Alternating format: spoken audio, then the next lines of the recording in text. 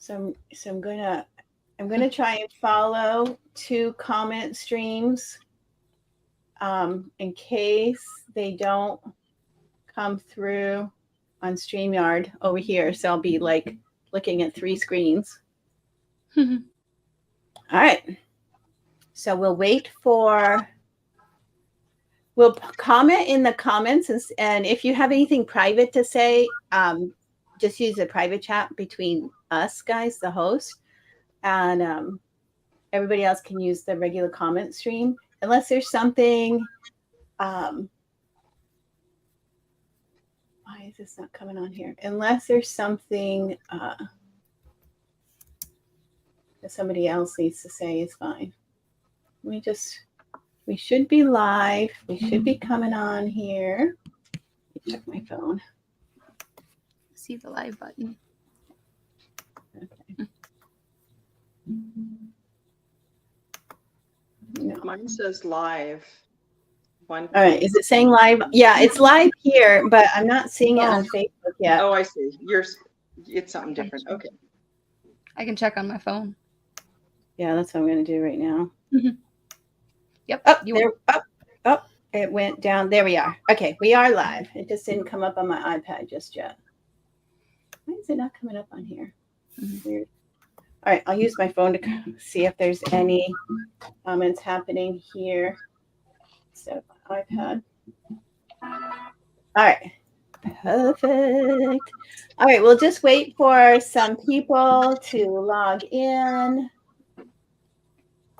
There we are. Okay, we're gonna delete the noise over there.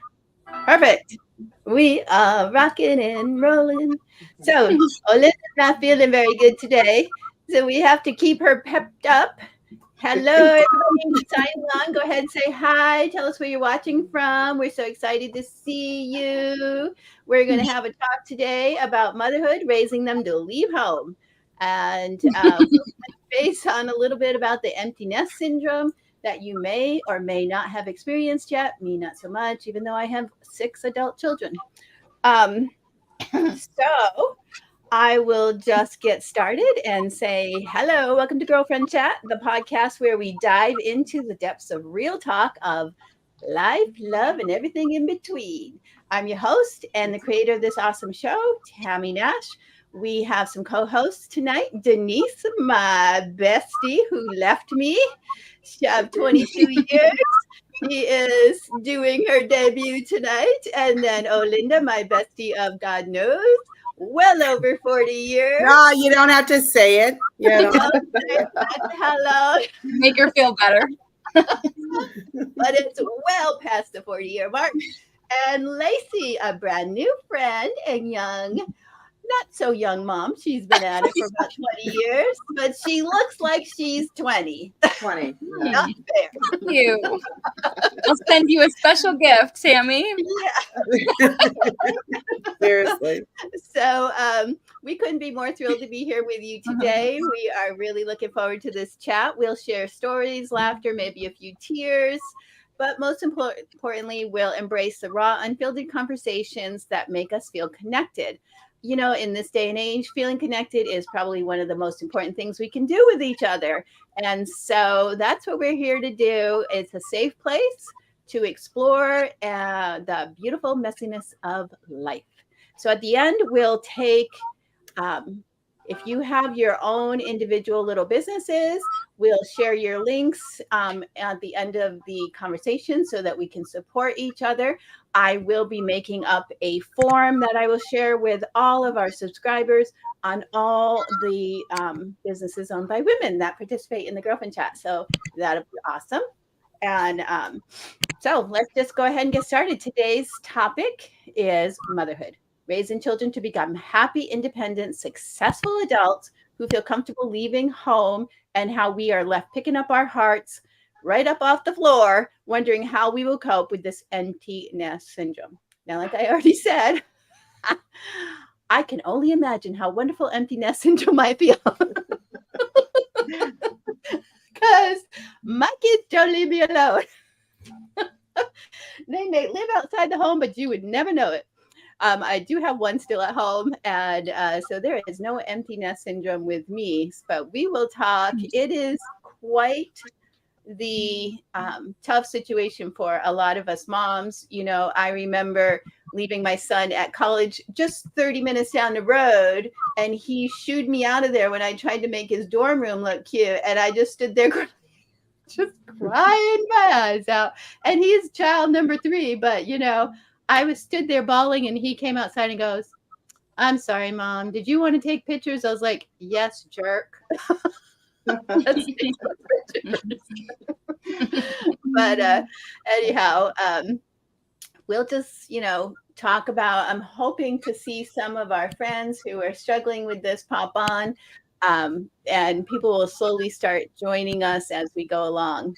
Let's just start by acknowledging that raising children is a beautiful yet very emotional journey, right?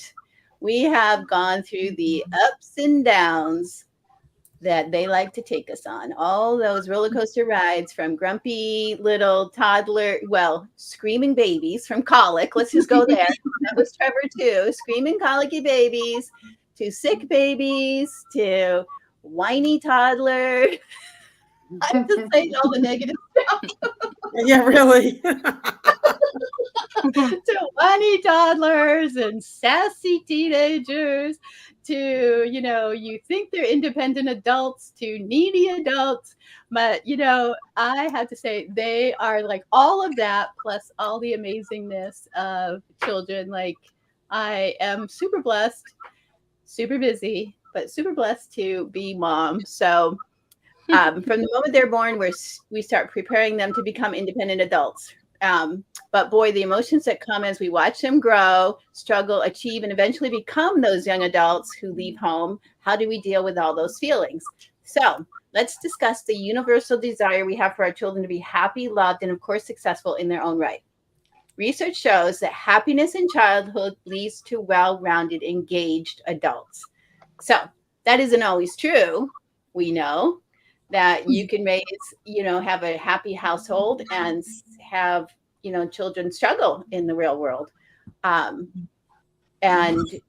it's no fault of anybody. It's just what happens in life, right? We all get struck down with one thing or another. And so as parents, it's heart-wrenching to see them go through such struggles, right? And so we're like young moms going, "Oh my God, I can't wait to get through this colic. Oh my God, these toddlers are kicking my ass." It's like constant, and then you go, "Oh my God, they're so successful. They're doing so well. And why do they have to go through this?" And so we're always on the roller coaster of the heartstrings being pulled and puppeteers, as they go through their life journey and bring us along for the ride. So that's what we did. We raised them to, "Hi there, how are you? So happy to see you." So we raised them to leave home, but the tears and fears we gain from them doing just that can be so overwhelming that we don't know what to do with them. So, Lacey, you watched your daughter get married. I'm sure you did too, Linda. And Linda's daughter hasn't got married, but she's married off a son. Yeah. And Denise is married off a son. And so we all have experience with them getting married. When 2 of my daughters, because one of them did not have me at her wedding, she eloped both times. That's a whole story in itself. Oh no.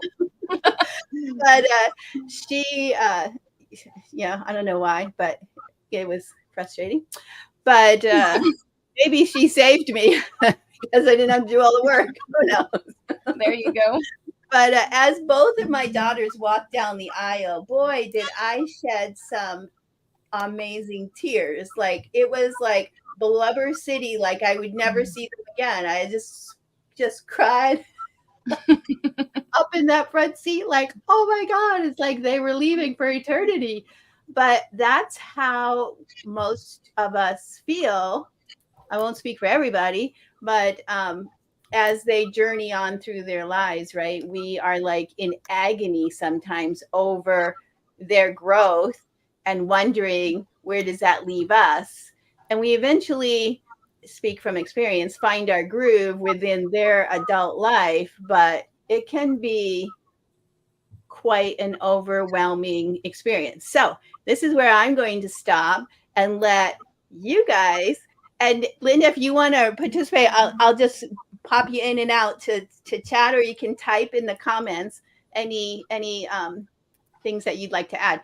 So go ahead and share some experiences of watching your children leave and how you felt in those moments. Debbie's popping on. So anybody want to start? Oh, who wants? I'll go. Who wants to say how they felt when they watched their son or daughter leave the nest? Okay. Go ahead. Who said they wanted to start? Go ahead. Well, my daughter, my first daughter, I think she came out of the womb ready to go. Just leave me. I thought we were good friends. But anyway, so yeah, so we do all the wedding stuff. It takes almost a year. You know, you have to get everything ready and hanging out, and that's so fun. But my goodness, I knew she was leaving and going to Massachusetts, so I think that made it a little harder. Yeah, because you don't get access. We're just used to going and getting our coffees, and I don't know. And she's my first daughter. I don't know. I just don't know. There was a major connection, so it's like I think I was like over mom. I don't know. Yeah. But well, let me just ask Olinda. So I think Olinda was just as emotional about leaving her mom as she was about leaving her children when you left to go to upstate New York. Am I not right? Oh yeah. Yeah, maybe even more so. But it's well, for many reasons. But I think so, we're talking about empty nest and everything, but for me it's funny because I feel like the first one and the last one are really just as hard. It's weird. It's because you're getting there maybe or something. But I remember thinking when my first one went off to college, I don't know about you all, but that senior year, he was a monster. I love you, Mikey, but he was a monster. And all I could think of was, I think God makes them such jerks so you don't totally lose it when they leave. Because when he left, I felt just pushing the car, go already. And then I remember coming into the house and I opened one of the cupboards and I saw one of his snacks. And I'm like, oh my God, his snacks. And I just, and I just blubbered like an idiot. And then Jenna that's my last one. Alex wasn't hard because he ended up going to the same school as I did. So it was funny. He was there getting his bachelor's the same year that I was getting my master's there. So we had some special time alone. It was a little hard, but it wasn't as hard. He was only a little bit away where Michael went all the way to Iowa. Michael, Alex was just right in Massachusetts. So that wasn't as hard. RJ was tough because he was all the way in Cleveland. But RJ was always an independent kind of kid. So it wasn't as tough. Now, Jenna was my baby and my girl. So she was another one. But at the first year, again, she was only maybe 40 minutes away. So we saw each other quite a bit. So it wasn't as hard. That first one killed me. So I don't think I really thought, I was like you, Tammy, I don't know if I'll ever be an empty nester. You know what I mean?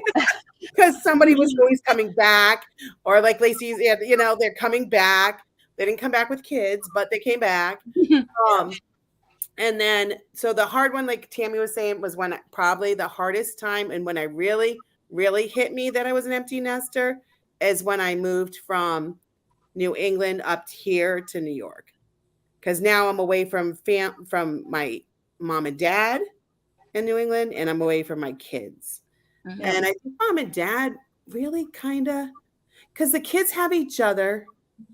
They are very independent souls, most of them. No, all of them in their own way. And my mom and dad are getting older. And I think, I don't know about you all, but as I get older, I think more about my childhood, and I get very I don't know. I just start reminiscing about the older times than the more recent times. And I think that's kind of like, I kind of hold on to that. So I think that some days can be hardest. It's weird. And after just seeing them, my mom calls me, she goes, and now I miss you even more. Ah, yeah. Okay, Denise, empty nest. You are experiencing it. Well, Same yeah, with me. kind of different from your guys' story. I do my oldest, when he left, he went into the military. And I remember it being hard. He went away for like 3 months and then we saw him for a month. And I think that it was kind of like a little starter period to be without him. And I really, really missed him. But on the other hand, I still had 3 kids Yeah. and they were under, let's see, were they under 10? But anyway, so I felt like I was just so busy that, and this was something he really, really, really wanted to do. And I didn't want him to do it, but it turned out fine. But as far as my other 3 kids, I flew the nest and moved to Colorado in January. And so it's been hard because I left not just, I mean, I left my best friend and I left a job I loved Yes. and I left my 3 adult kids, but still, it's been an adjustment. And I think I cope by, there hasn't been a month that we haven't gone somewhere or I haven't seen them, or I'm always making plans for going to see family already. I told Tammy when I talked to her an hour, I said, we're coming there for Christmas. So I feel like, I guess I kind of cope in the sense, as long as I have something to like, I'm plan, going to see them, or, and so of the 7 children that we've had 4 have already been here to visit and 2 of them have come twice. So that kind of helps. But Yeah, so yeah, it's hard. on that, in today's world, we find ourselves living this extremely busy lifestyle, right? Which makes finding time for each other even more important and difficult. And so in our family, we have always had the best time around our dinner table and around the bed at night, because our kids growing up, we always had dinner together, whether it was before sports or after sports. And we always had a moment at bedtime where every single child came into our room except for Christina and dumped their entire day on us one at a time. It was like, I'm in this, like, I really want to watch mindless TV, but okay, let's listen to everyone's story one at a time. And so, but it was like the most magical, both those times are the most magical in my day, because even if it was heartbreaking, which a lot of times it was heartbreaking between the stories from Trevor and Kylie, the rest, it was just a time for them to get things off their chest, whether it's good or bad, talk to mom and dad before they went to bed. And so those times I've always wanted a picture of my kids on my bed with mom and dad. I think that would be like the best. They're all grown-ups. I still think it'd be the best picture ever to have them sitting on our bed. I wish I would have done it when they were little. I have a picture of them sitting around me with me kind of on the floor and them all around me, which has to do in its place. But so those times, I would say to a lot of moms, young and old, that we have to somehow find those times again, but maybe in a different way now, because they're not all in the house anymore. I just have the one child in the house. The girls come home every weekend for dinner. But it's it's just difficult. And so I did a funny meme thing on Facebook last week of this gal that was falling down the stairs waiting for a child to call. And I was like, this is me waiting for my son to call me from North Carolina. And he said, and he made a funny comment, and he said, it's surprising how quickly you answer your phone now that I'm so far away, because it's like, oh, it's Trevor, run to the phone. But when he used to live down the road, I'd be like, oh, I missed his call. I'll call him later. But now it's like I don't get to see him but a couple times a year. So it's like running to the phone and so excited I don't want to hang up. So we just have to look for moments like that. I think my life is just as busy as it was when they were toddlers now, maybe even busier. But I love the idea that the girls think that we're their best friends. So they call us up and they play pickleball with their dad, and they call me and say, "Mom, you want to go, do something?" It usually pertains to me going to buy their groceries with them, but it's still fun. And then they come over for a Saturday dinner every week, and I don't know. It's just really nice. The fun thing about my children are it's fun, and it takes up a lot of time as well. But they call me every single one. Maybe not Christina every day, but I usually get a text from Christina every day. Not maybe we don't touch base on the phone, voice wise, because we're both crazy busy. But we talk all the time. Amanda calls me every single day. If she doesn't, it's weird. Sydney calls me every single day, multiple times a day. Trent lives at home, and Kylie now calls me just about every day too. So I have that bond that I at least hear from the majority of them every single day. So that keeps the empty nest syndrome kind of away from me. That and the fact that Trent lives right there in the room next door trying to sleep, probably is annoyed that mom's talking so loud because he came home from work early. But share some of your personal anecdotes and experiences that you have implemented or are feeling, or any of the above, that you could encourage others, or maybe you'll have a question that might help you. So who wants to go on that one? You can share some of your proudest moments and then circle around to what you do with them not in the home. I mean, whatever you want to do. Denise is up since nobody's right here. Isn't there? Well, again, I think it's Melissa can comment too. I think it's just the planning of trips and again, probably not so much phone calls, but texting. I mean, it just makes it so easy nowadays to keep in touch with people. But it's Can when you I do FaceTime with non-iPhone stuff? yes. I don't know. I just have iPhone. I know Denise and I are back where you had to use the rock and Well, how come we can't FaceTime if you don't have an iPhone? Is it because you can't FaceTime with an iPhone to another phone? Still FaceTime. No, we can FaceTime. You can FaceTime through. I go through Facebook. Yeah, okay. Call the person on Facebook. So, but I am going to get an iPhone. I've had enough verbal abuse about not having one, but I swear I'm getting one. I know. I'm supposed to get one too. My husband has one, and I'm with you. I have an Android. I'm with you. Well, and the thing is, I personally kind of feel awkward doing the FaceTime. I think it could be distracting. FaceTiming with, and maybe I just haven't done it enough. I wish we could FaceTime without having your little picture down in the corner, because that's the distracting part. Like, I don't want to see what I look like down here. I just want to talk to you. That's great. I agree, because maybe that's the part that's distracting, is the fact that I can see and I'm judging myself the whole time. Yeah. I don't know. Maybe that's it. That's funny.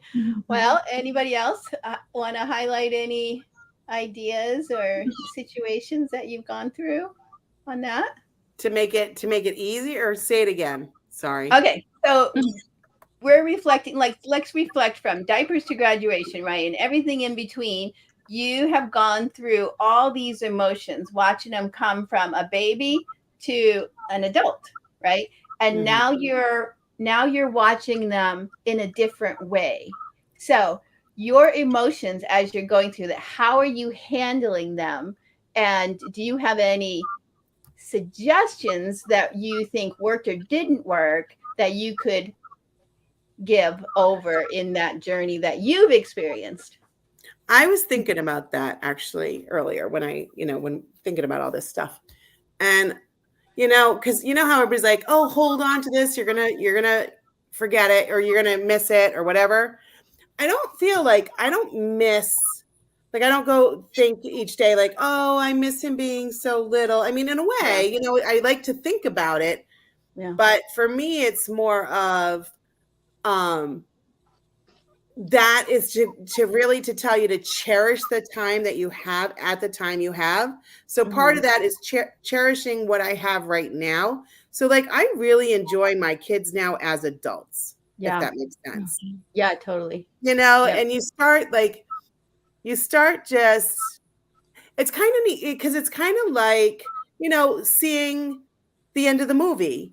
Like I had okay, really weird. I know. I got to tell you guys this. So when I was pregnant with my first son, I had the strangest dream. And I had no idea he was supposed to be a boy. I had no idea what was gonna come out. But anyway, so I had this one dream and we were at the baptism.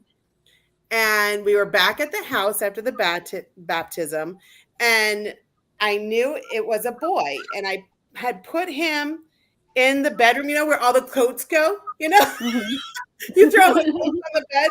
Well, I threw all the coats on the bed and then the kid on the bed. So I was putting him on the bed in this little bassinet. And all of a sudden I went to turn around to fix like the coats and everything so they didn't go on him. And I turn around and he's this grown-up man. And he had dark hair and the dark eyes and everything, like my Mikey. And I said, oh my God, what just happened? He's like, I knew you were really curious and I just wanted to show you who I'm going to be. And I said, oh my God, that's so cool. But you got to be back to a baby now because people are going to freak out. Oh my goodness.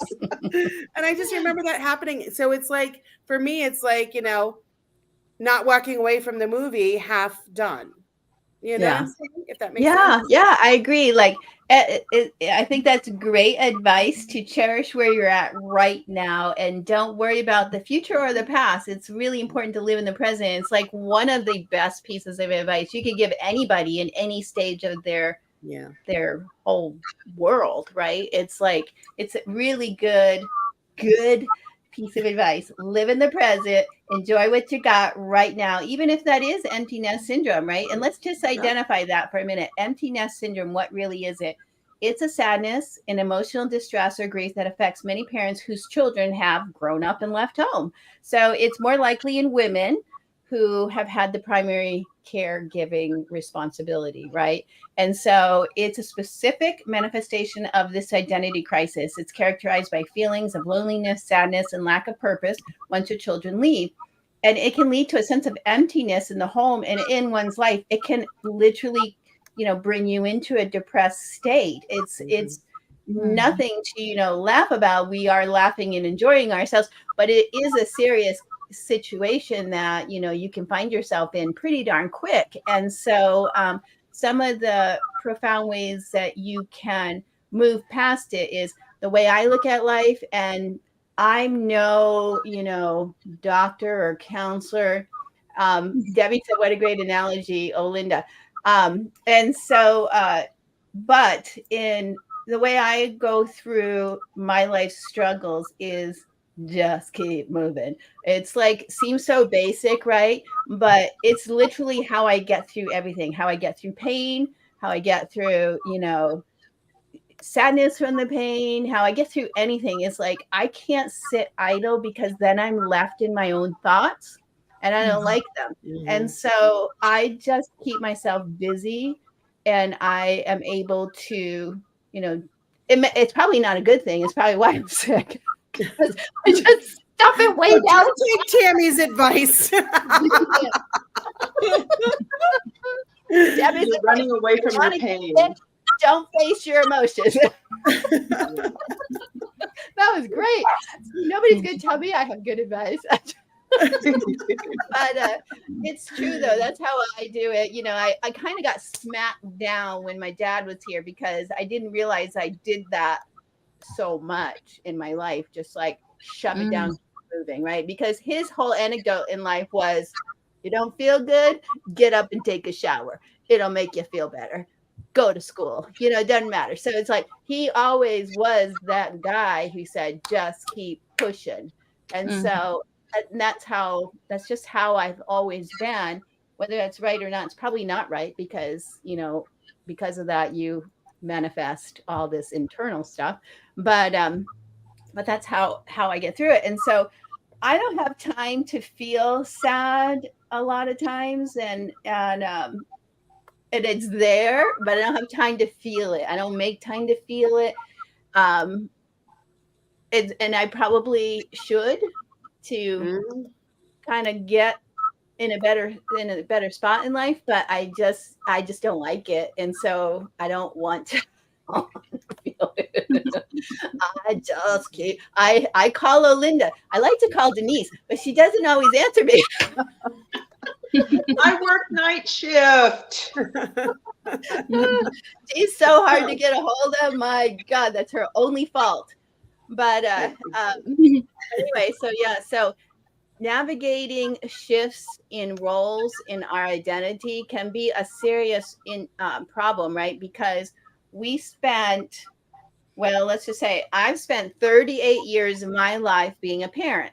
My daughter is 38 years old, spent 38 years of my life being a parent. She's going to be 39 soon. And I've always wanted to have another identity.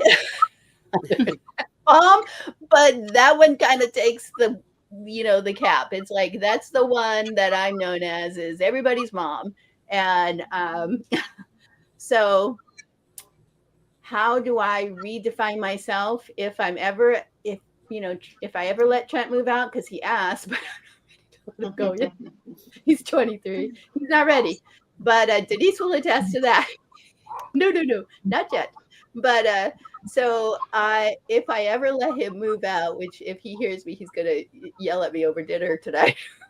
But I might feel this way if I let my children leave me. I might feel this way, but they yay. Hello, who is this on here? I can't see your name. I'm glad you made it. I'm so glad. Sorry you had such a struggle. But I tell you that my girls, the two, Kylie, hi Carrie, Kylie and not Christina, who's the little one, Kylie and Sydney want to leave Oregon and move to North Carolina. So they've been shopping. That's where their brother is right now. Trevor wants to stay there. He's hoping to get in the hospital when he's done with med school right where he's at. But so guess what mom's doing? I'm not staying in Oregon. I'm going to move where my girls are going. That's just how it is. So the oldest daughter said when her younger sisters move, she's moving too because she wants to be there when they start having babies. So the whole family is going to relocate to North Carolina when the girls leave, and or South Carolina, wherever they end up. And hopefully Trevor stays there. And then we just still have Amanda, who is in Missouri. We still have Amanda. And I keep telling her to let her husband go to Fort Bragg so that we can all be in North Carolina. But I don't know. So anyway, let's keep going. It says, let's discuss the identity crisis parents face after children venture off, which we've been doing. When parents become empty nesters, they face potential identity crisis, which is a deep and often challenging psychological and emotional experience. This crisis arises from a significant shift in their roles, their responsibilities, and their lifestyles. As the children leave home to pursue their own lives, we too now have to figure out what our life is going to look like. And so I kind of have this visual of what my life is going to look like in a matter of the next 5 years. And I'm kind of liking it, I have to say. I'm kind of liking the fact that my husband and I will be my husband and I again. Because my husband put our relationship on hold to raise children. And so that was a little hard to deal with. Emotionally, knowing that he was too tired to give to the marriage, but we came to an agreement that the kids were the most important, so all of our energy went here. It's not like we didn't see each other or anything like that. That's not that extreme. It was just that we didn't really spend a lot of time alone together. It was always, you go with Trevor, I'll go with Sid. Charlie needs to catch a ride with Carrie's husband to volleyball while I'm with the other ones and Paul's with the other one. And so we kind of, separated and conquered. And now we're like back at the beginning stages of our marriage again, where Olinda saw him. We were over there for the summer, and Denise, and she was like, it's so nice to see you guys like this together. And it is, it feels like we've renewed our relationship. So kind of liking that we're getting older and growing back together. So that to me is something that I'm just really encouraged by with this empty nest stuff. And we still have that with Trent here because Trent keeps himself so busy that we have a lot of just Paul and I time. So to me, the empty nest is like kind of a bonus for our relationship. And my husband's like a really neat guy and really easygoing. So he's really pleasant to be around and is usually game for whatever I want to do. So that's nice to look forward to. Loss of primary caregiving role, we touch base on it, shift in focus. We, touch base on that a little bit where, we're just going to start focusing on what our kids look like as adults now. We get to be grandparents. Olinda's not that yet. Lacey's not that yet. But Debbie, Belinda, I'm not sure. Do you have grandchildren? Belinda, do you have grandchildren?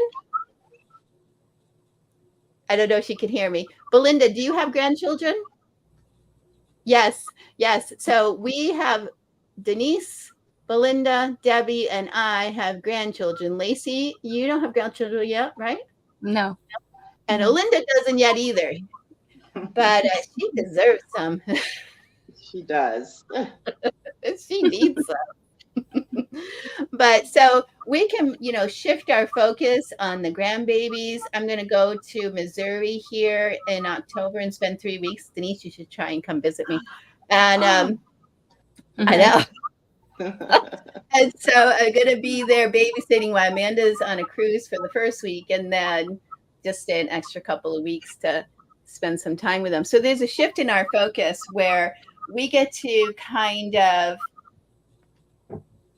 revisit who we are, and that if we look at it that way, it doesn't necessarily have to feel sad, right? We get to revisit who we are as individuals instead of just moms. So has anyone done any revisiting or refocusing on themselves, and what have you done to give yourself a new role or a new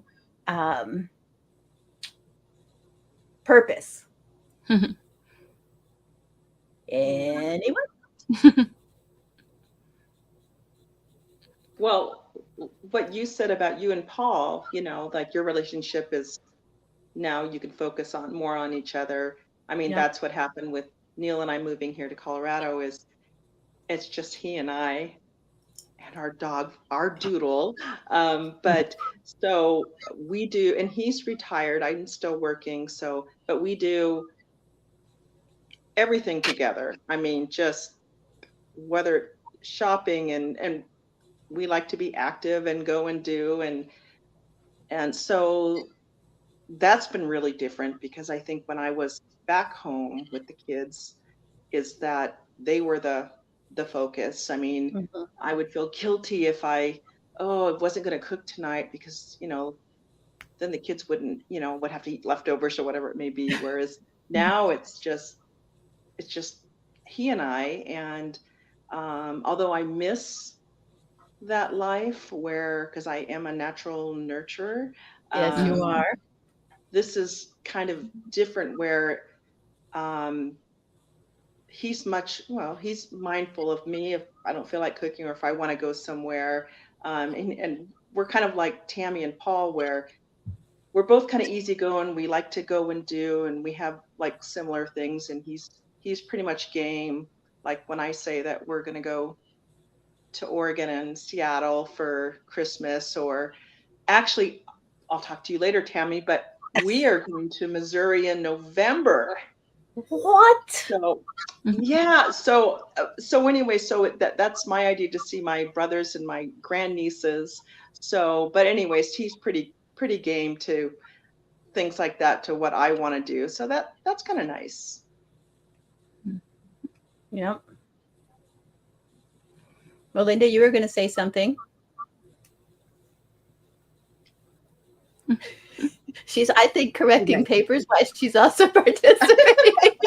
She's a teacher. Actually, I'm trying to figure out what I'm teaching tomorrow. I'm supposed to be teaching the rule of quarters for construction workers. What? Speaking of revamping yourself. The rules of quarters? What was that? Corners.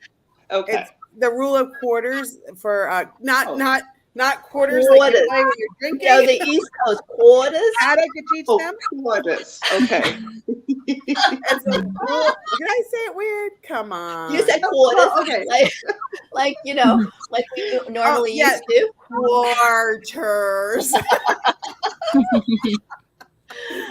So but anyhow, I don't want it like you said before, Tammy, like we joke and everything, but I'll tell you what, there were times when I got really low, you know what I mean? And there still are. The change of the seasons doesn't help, like certain things, like, oh my gosh, getting ready for school, like you think of the kids getting ready for school, you know, or like if when I'm having a really good day, like I go to the beach, you know, where I love to go, and I just sit there and I relax and I think, oh, you know, Jenna would love this, or RJ would love to go out on the kayak in this, or Mikey would love this sunset, or, you know, like I get little maudlin, or, you know, wouldn't it be nice if they were here? Like if I could twinkle my nose, I'd bring them all up here. I would. But I can't. So, you know, I think for me, it's, again, I'm like Tammy, I keep busy, not as physical as you, more mental, because I just have to. I have so much going on. I don't really, whatever. But it's not as easy at times. You know what I mean? But I have noticed, though, and here's the other thing. Like we're saying, oh, you get close to your loved one. Well, sometimes you don't have a loved one, or your loved one's not so lovely. Let's be honest, right? And that's hard. I mean, let's be honest. Sometimes the thing that keeps you together is the kids, right? Exactly. Yep. You Look know, at my parents. You know this, right? Yeah. Sometimes that's the glue, and then you look at this person, you're like, do I even like them? Do they even like me? There's times when I looked at Ron and I said, God, do you even like who I really am? You know? And he's like, of course I do. I'm like, but do you? You know what I mean? Because everything has been so centered. You know how it is. Your friends are your kids' friends. Like you got your soccer friends and your football friends and your wrestling friends. You know what I mean? Or whatever. It's always like according to what the kids were doing. It's like, oh, here's the parents of. And then you just stop and you kind of go like, okay, first off, where are those friends? Because you don't see them anymore. And it's not that you don't like them, but you know, they're doing their own thing, or they had kids that were younger, like, you know, so my kids are 11 years apart, the highest and the lowest. So, you know, the parents of Michael's, I'm not friends with them anymore, really. I mean, we Facebook friends, but, you know, so your whole thing, it's not just your husband's relationship that you need to, or your partner's. It's not just your partner's relationship that you have to now work on. It's all the other things are gone too. So it's like, it's almost like empty nest is not just your kids leaving. It's you have your friends change, your relationship changes. And even like my relationship with my parents has changed at that same time, because now you've got parents that sometimes you're taking care of. Because they reach that stage.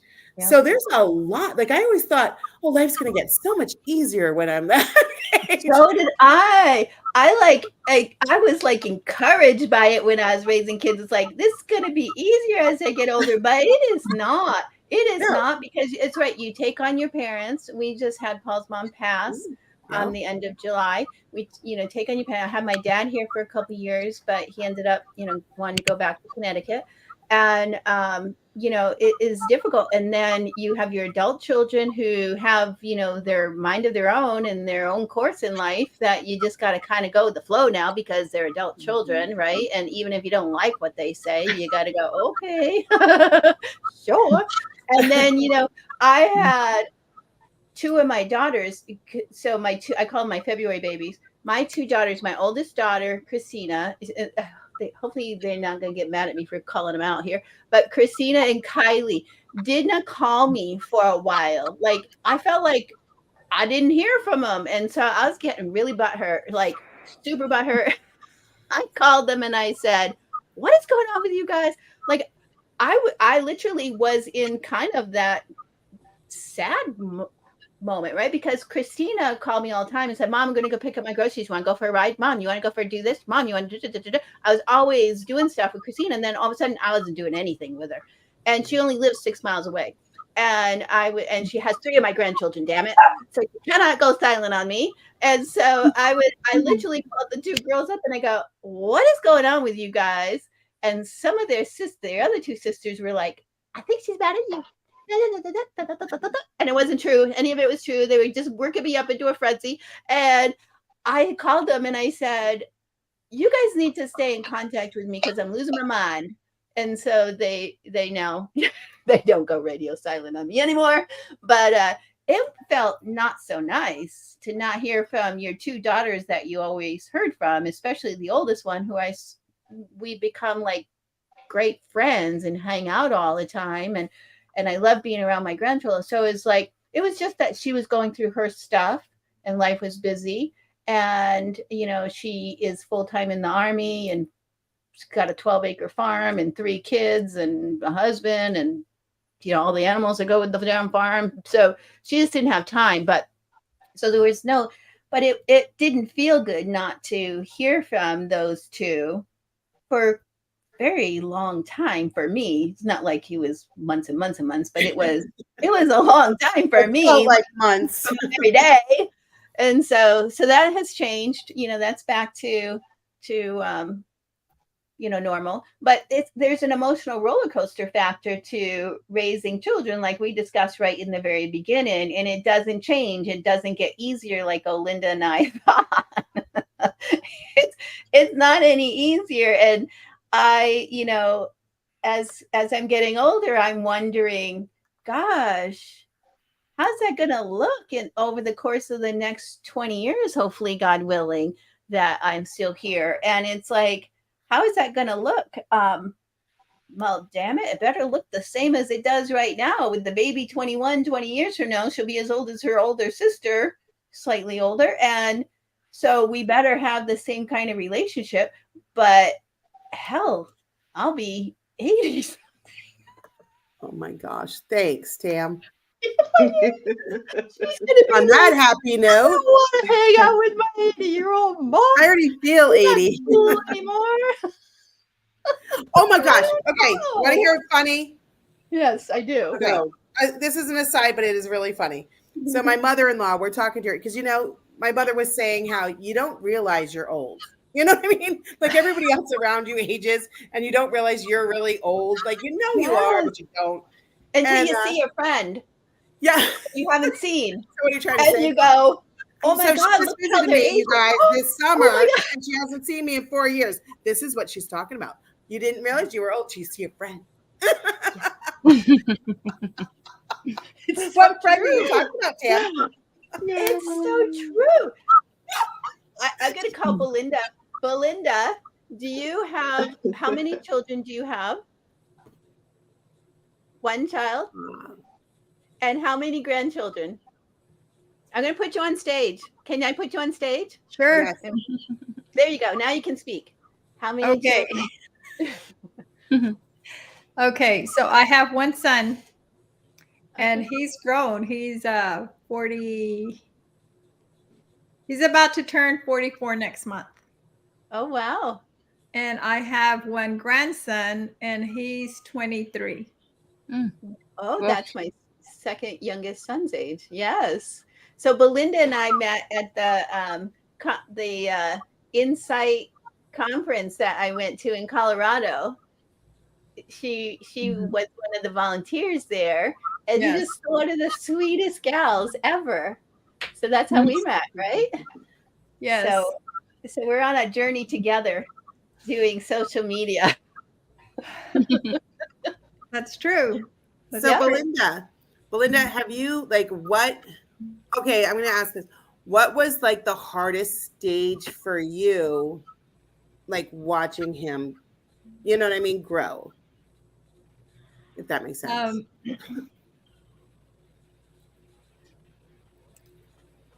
well, I mean, as he was growing, I was a single mom at the time when he was little. Yeah. But the wonderful thing about it was that I have my parents and I have my siblings and my younger sister. She took him in kind of like her son because I worked. She wasn't working at the time full time, but I was. Yeah. And I had some really bad hours. So he kind of got raised by my parents and my sister, and she had two children, a daughter and a son, and they were a year apart. And including with my son, everybody was a year apart.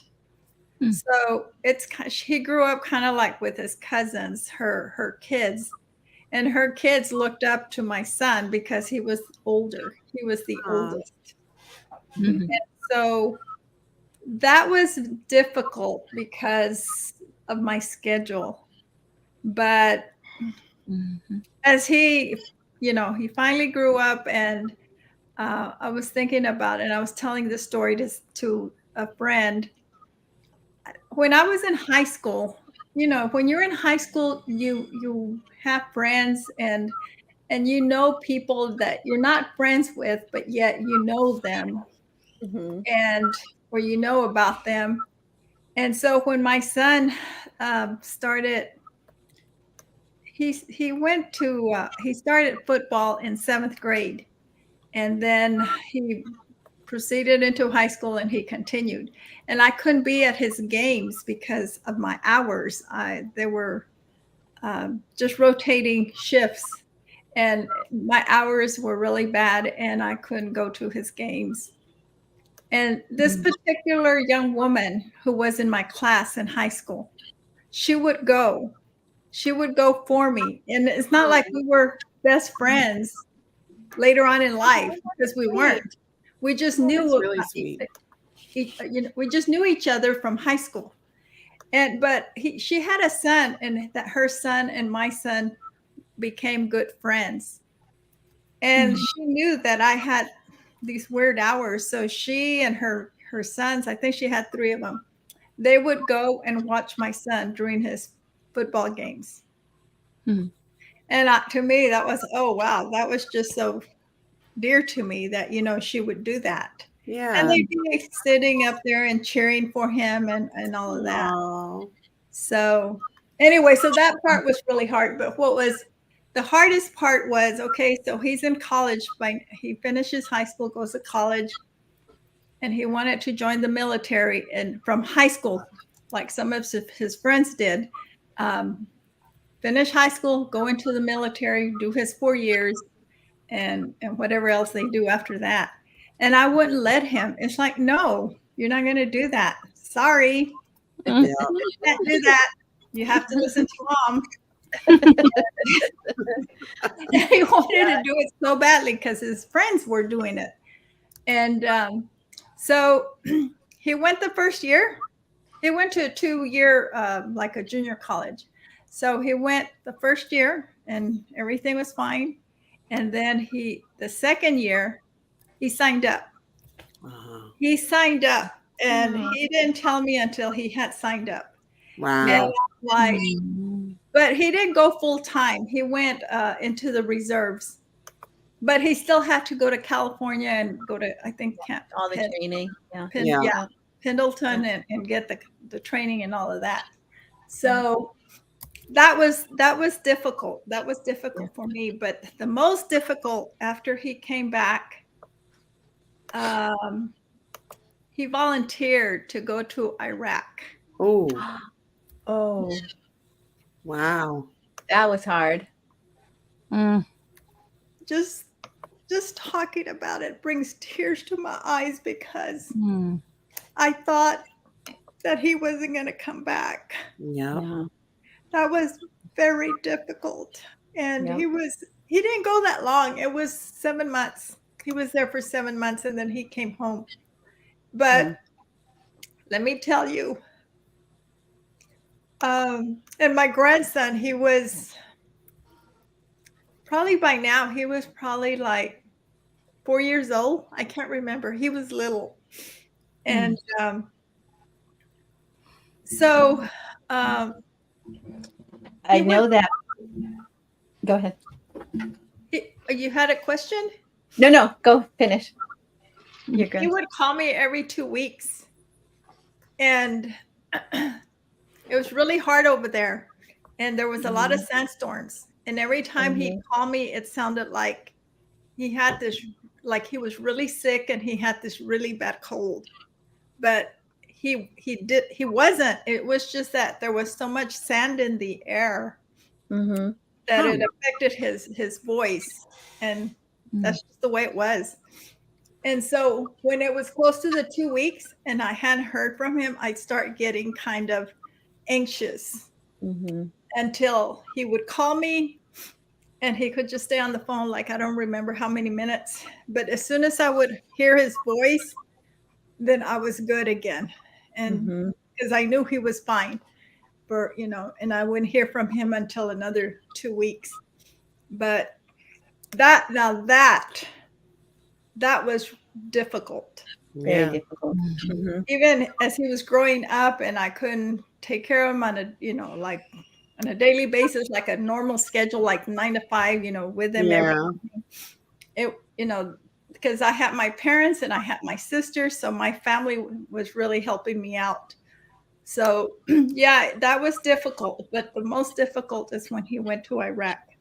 Yeah. And then he came home safe and he was fine. And then later on, he says, "Mom, I'm thinking of going a second time." Oh. And I said, "You know what? You're not doing it. It's not going to happen. You have no idea what I went through. And so I'm not going through that again. Sorry, it's not happening." Yeah. And of course, he didn't go. I had talked to my son who's in med school. I had mentioned maybe you should go to ROTC and then give time to the military to pay your med school off. And, this whole world got turned upside down the last few years. So I was like, never mind that thought. We'll just go into super debt. So you don't have to go over there. My first husband was the first deployed to Desert Storm in 89. And so I know the trauma of that. It wasn't my child, but the trauma of feeling those emotions and wondering what's going on is pretty awful. And I think it would be 5 times more awful if it was my child. Yeah. Yep. So that was a lot for you to go through there. That's an emotional roller coaster. Yeah, and before they go, they bring this paperwork and they have you sign all this paperwork. If anything happens, Yes. Yep. Just in case something happens. And Yeah. it's like, what? And he's like, but Mom, nothing's gonna happen. I'm gonna come back. Everything's gonna be fine. And well, praise God that he did come back and he was fine. Yes, that's awesome.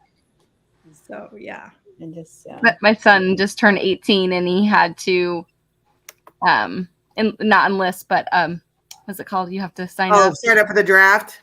Selective And I'm service. like, I just said a little prayer, like, please, no, not in this world right now. Please. Yeah. Yeah. So that's bad too. I don't even want to sign up.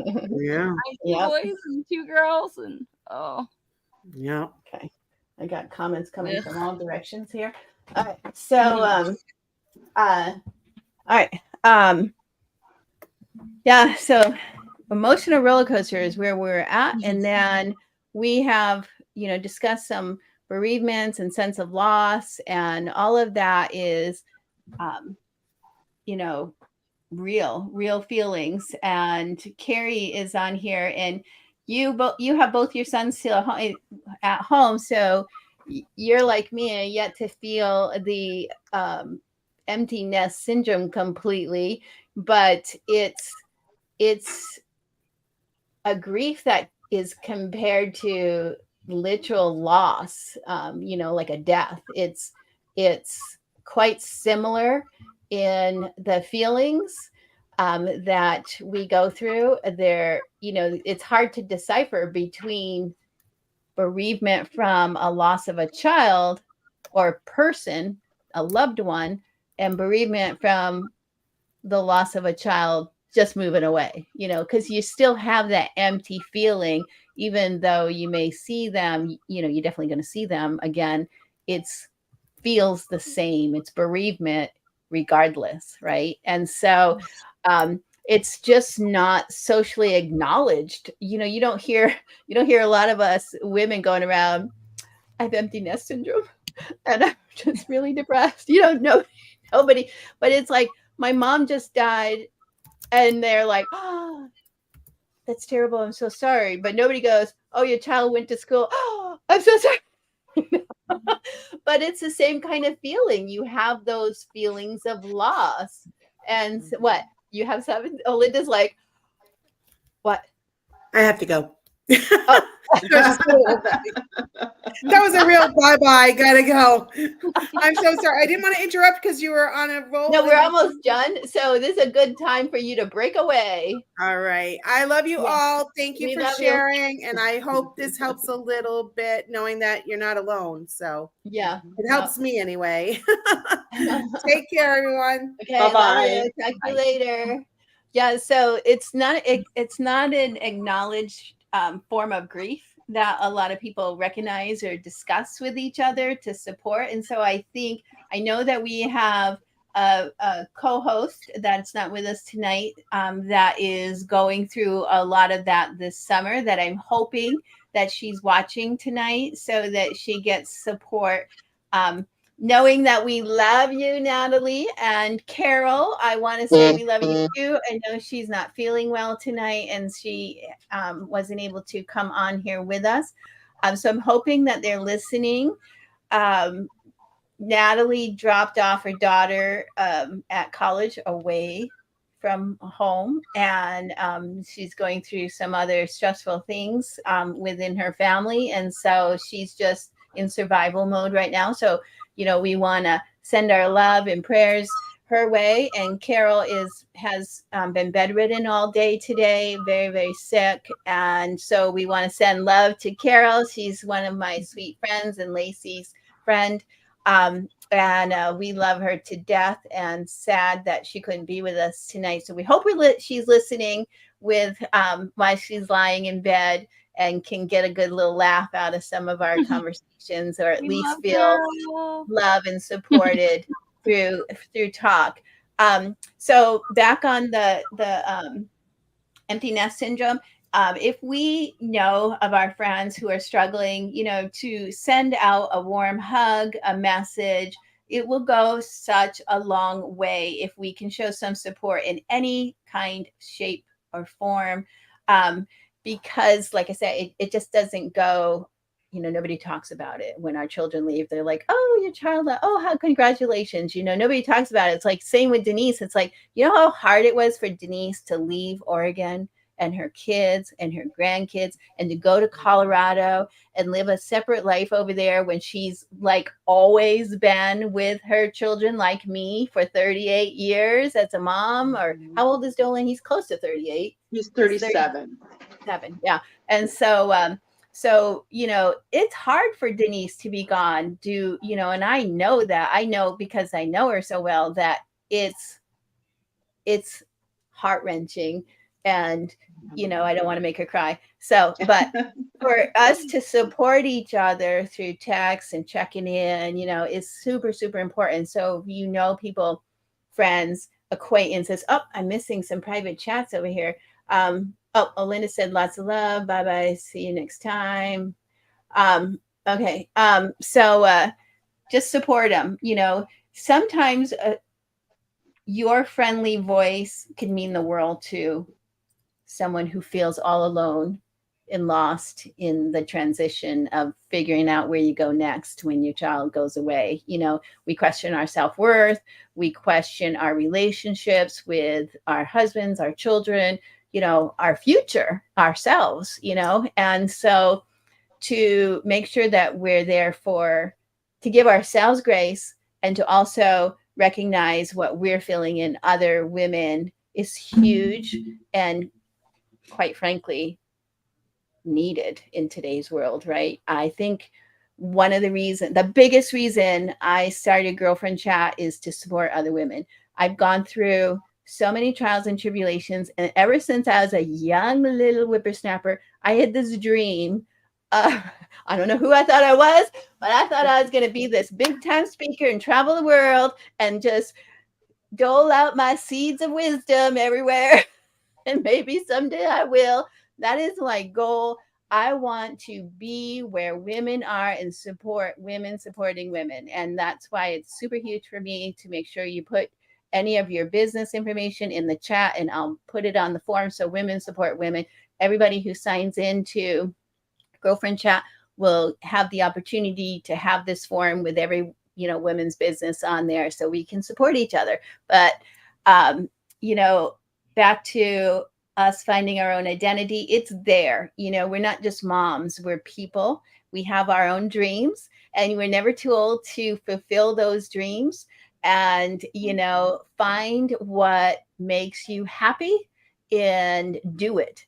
I know that Debbie's on here still, and I'm encouraging her to go forth with her dream, and I'm going to do the best I can to help support her and doing something that will redefine what her day looks like every day. And so, I encourage each and every one of us to figure out what that means, whether it's a hobby or a business or, an activity, to just take that step and get you there, because anything in life is worth getting if you so desire. And it only takes one step to move you in that direction. And so I took that step when I went to Insight, and I was so overwhelmed with emotion while I was there, but it made me realize, get your butt in gear and just do the Girlfriend Chat. Just do it. And so, we have all kinds of new people pop in. Every single week is another new body that wasn't here the last week. And before you know it, we're just going to have this big, huge community of women who supports each other and talks about every single topic we ever wanted or dreamt of talking about with girlfriends, right? In a safe place. It's just so exciting to me. It's so exciting. So there's an adjustment period. Like anything in life, there's an adjustment period and moving forward in our journeys. And I've said it, I say it almost all the time. Give yourself grace, give you patience, and look for the support that you need in your best buds and a Girlfriend Chat like this. If it's, something a little more serious, I encourage you to seek help in, the professional field, in the medical field, in the counselors, whatever it is that you need. But don't sit alone by yourself. Know that you're loved and supported. And, if you need, come to us, and we will always put a smile on your face and try and get you through some of the toughest times. Another thing, too, I wanted to talk while we're talking about this is in doing all of this work, I want to say that I just had my brain freeze. Totally freeze up on me. And I'm like, words come back. But anyway, I just want you to know that this is a place to talk about anything. So if you have any topics that you want to discuss in a future Girlfriend Chat, send me a message, because I'll be happy to draw up a Girlfriend Chat on that topic. I love ideas, and so I'd be happy to do that. Before we wrap up, I'll tell you what the next chat would be before we wrap up here. So let's reflect on the lessons that we learned throughout our motherhood journey. What advice would you give to your younger selves, and what final thoughts do you want to share? So knowing where you are right now, and we know that we've all made mistakes because we're human, what advice would you give your younger self now that you know? Now that you know, it's always a fun question. Who wants to? What advice? I know you might need a second. What advice would you give yourself, your younger self? I'll go. You want to go, Belinda? Okay. Yeah, I'll go because it just came to my mind because I Oh, think good. I was talking about this. I don't remember with who, and it was recent. And I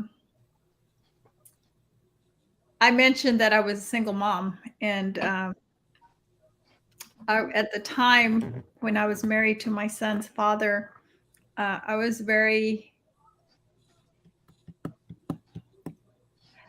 totally dependent on him, even though I was working full time as a pharmacist. But I was still anything he said and whatever he said was, that's just the way it was. That's the way it goes. Yeah. And it went at that time. And then, so I wish had been more independent. I was young. My son was born. I got married when I was 24, and I had my son when I was 25. So I was very young. I mean, I wasn't that young. I mean, girls get married younger than that. So I guess but in my mind, in my head, I feel like I was very young. And it was my first marriage, and I really loved this person. And well, it didn't turn out the way I thought it was going to turn out for the rest of my life. Apparently, he didn't love me the way I loved him. So, but I just let him be in control of everything. And I'm thinking, why did I mean, and as I was talking to, it was a second cousin I was talking to about, I mean, that's just the way, because this second cousin, she's about 3 or 4 years older. She's married to my second cousin. And that's the way, and they've never been divorced. And that's the way their lifestyle was from way back when they were young. I mean, that's what I knew. My aunts, my uncles, my parents, my grandparents, that's how they did it. And that's what I saw, and that's what I knew, and that's what I did. But it didn't turn out like that for me.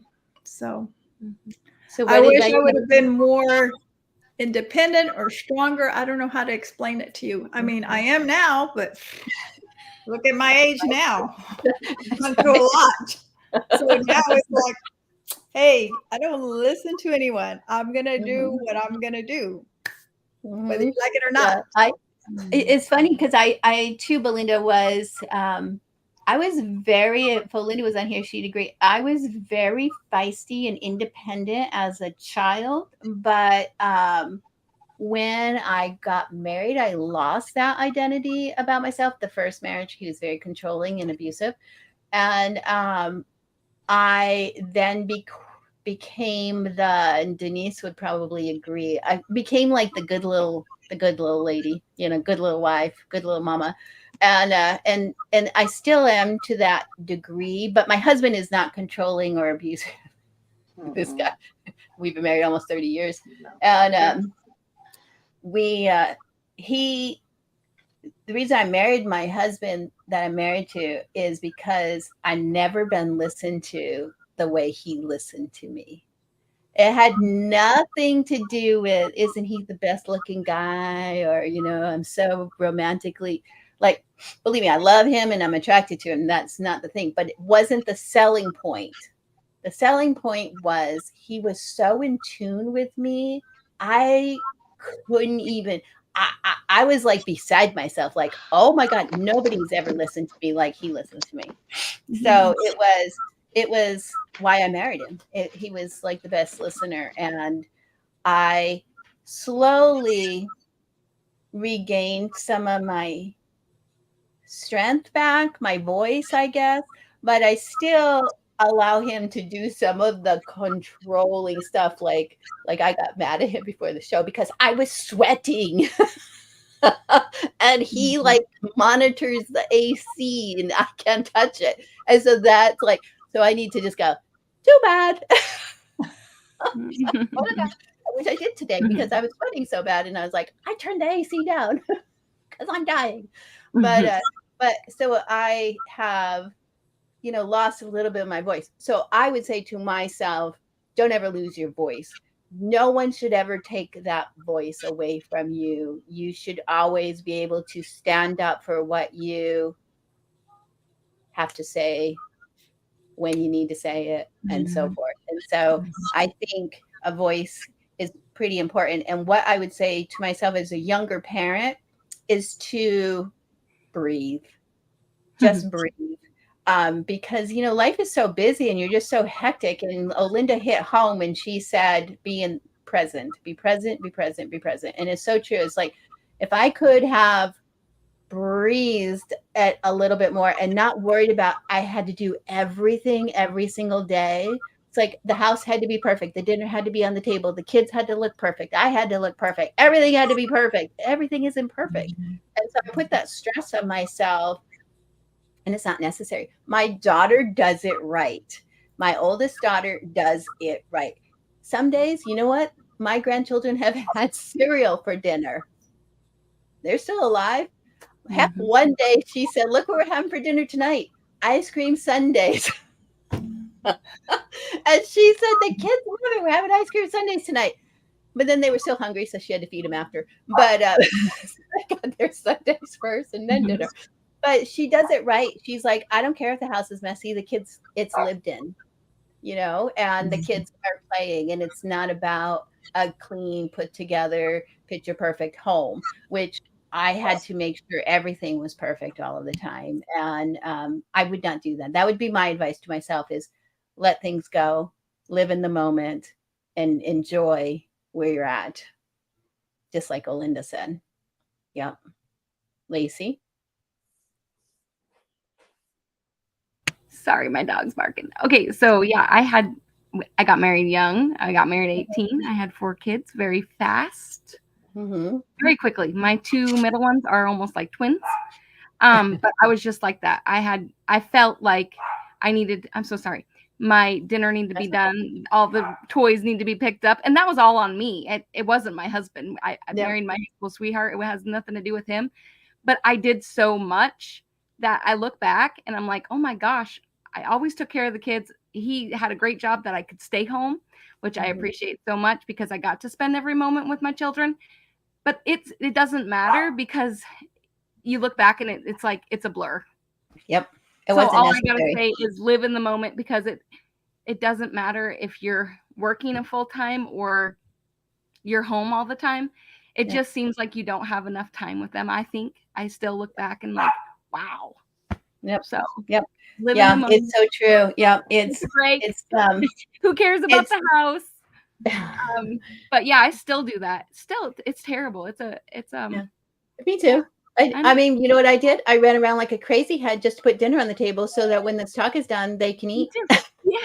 I didn't need to do that. I could have ordered a pizza tonight, but I put myself through that stress because we ordered out the last 2 nights and I was like, I have to make dinner tonight. But so it's just dumb. It's just dumb. I'm still doing it. Yep. Yeah. So that's all. So, yep. Yeah. So that has been a great conversation on empty nest syndrome. So it's been such a heartfelt discussion about, raising our children to leave the nest. And we hope that our listeners have found some insight and some relatable, suggestions, I guess, for lack of a better word, and that to realize that you're not alone in this journey, that we're all here together. And this is a great spot to come. We meet twice a month, the first and third Tuesdays every month, and we'll see how this time frame works with everybody, but it seems to be okay. If it changes, I'll let everybody know, but for now it'll be 5 p.m. The first and third Tuesdays of every month. Our next topic is going to be a very serious topic, and it's going to be on domestic abuse. And our host I'm going to have Dawn Elizabeth. You met her last week, Lacey. Melinda's sister.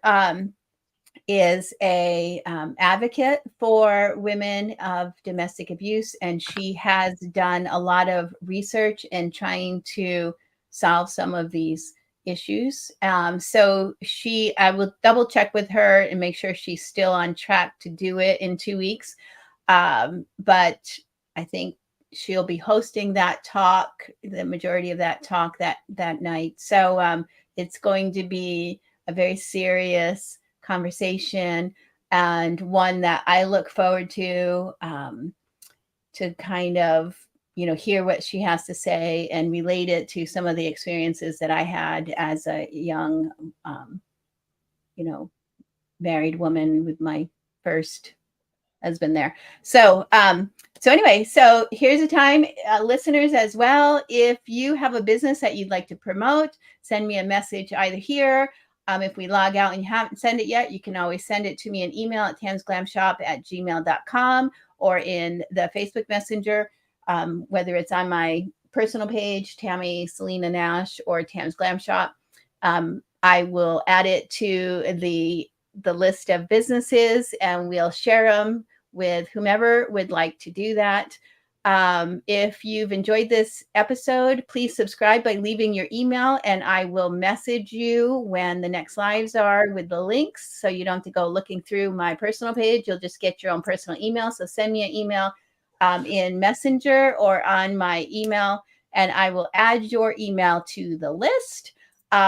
If you liked what you listened to, share the video out to your friends and let them know that we are meeting the first and third Tuesdays, and invite as many people as you can.